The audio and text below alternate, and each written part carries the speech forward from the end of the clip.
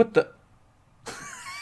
What's up, everybody? It's EJ Spark. Today I'm here with Mitchel Madak, right? That's how you pronounce your name? Absolutely. All right, so today, you guys know by now, we've released our song Famous. Famous, EJ Spark, featuring Mitchel Madak, Mitch, right here. And we just want to give you guys a behind the scenes, behind the song of how we wrote the song and how the song came about. So first and foremost, I went to my boy Amito. I always get some beats from Amito. That's basically how I got the beat. And from there, I had it, but I didn't do anything with it yet until some things happened in my life. And so the idea of Famous really came from the joke that people say of oh, you're famous? Like when we tell people that we're artists or writers or whatever, entertainers, they go, oh, so you're famous, huh?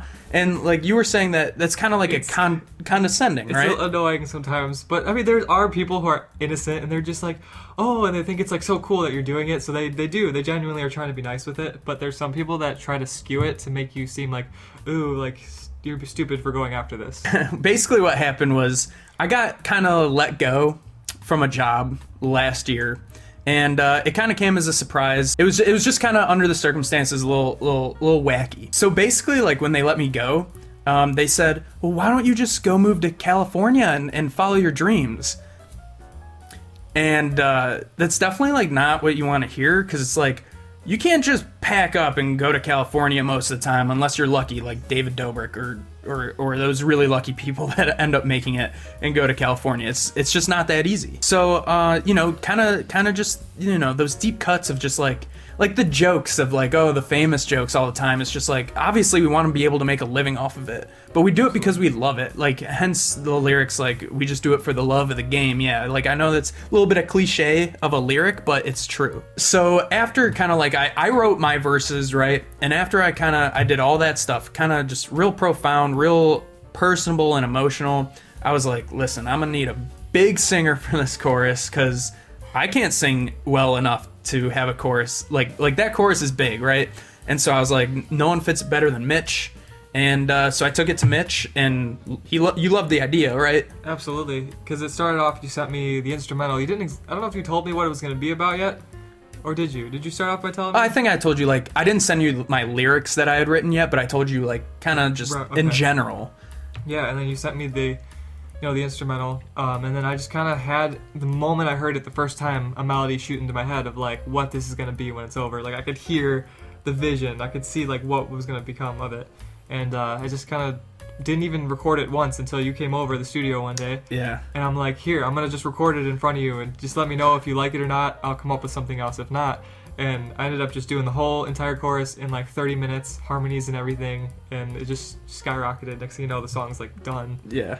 Those are the best types of songs where it's just all clicks, and you really connected with the song a lot, right? Because you've dealt with the same things that I was feeling. Oh, yeah. And I feel like most artists deal with that, right? And anyone who's making music or going after something that, not everyone believes in it right away as much as you do, or sometimes you don't even believe it in yourself as much as you know you just want it, so you're going to make it happen. Any situation where you're fighting for your dreams, you can relate to this song. Because it's just about, keeping the focus of I'm doing this because it's what I want to do for me. It's I get one life, as the term goes. I might as well go for what I want, and it's not about anyone else. It's simply about me. But what's cool is it does connect us with new people, right? And we, it is exciting, the thought of having fans and stuff and being on stage and connecting with a big audience and having all that support. But it doesn't make or break it, right? For me. We would be doing this no matter what, just because we love doing it. That's the bottom line. So actually, when I took the song to Mitch, I had written a little pre-chorus, and just kind of the big pulsating chorus was Mitch's part. And then you wrote something completely different for the pre-chorus, because I was like, this pre-chorus just isn't feeling right. And you were like, oh, let's do the...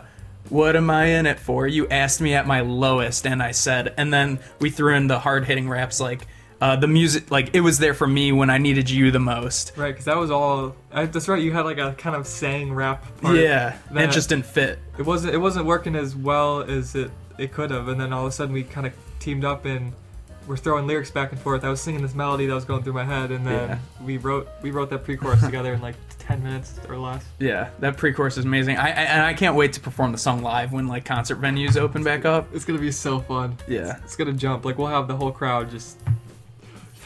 Yeah. So when I brought the song to you, why did it connect to you so much? Well, I'm a person who, it's kind of been part of my brand as an artist about, seeking truth. I'm about living your truth, speaking your truth.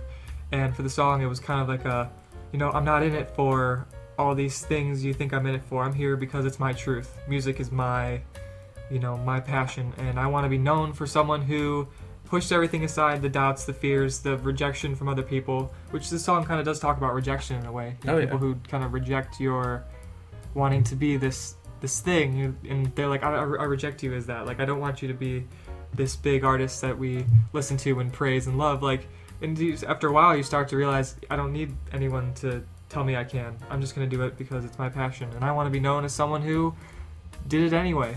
And like, if I'm the only person that believes in me, at least I believed in me.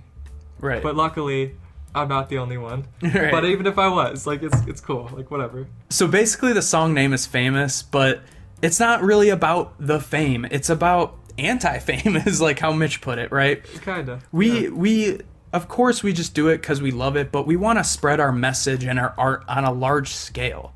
And that's what it really is about. We want to connect with people.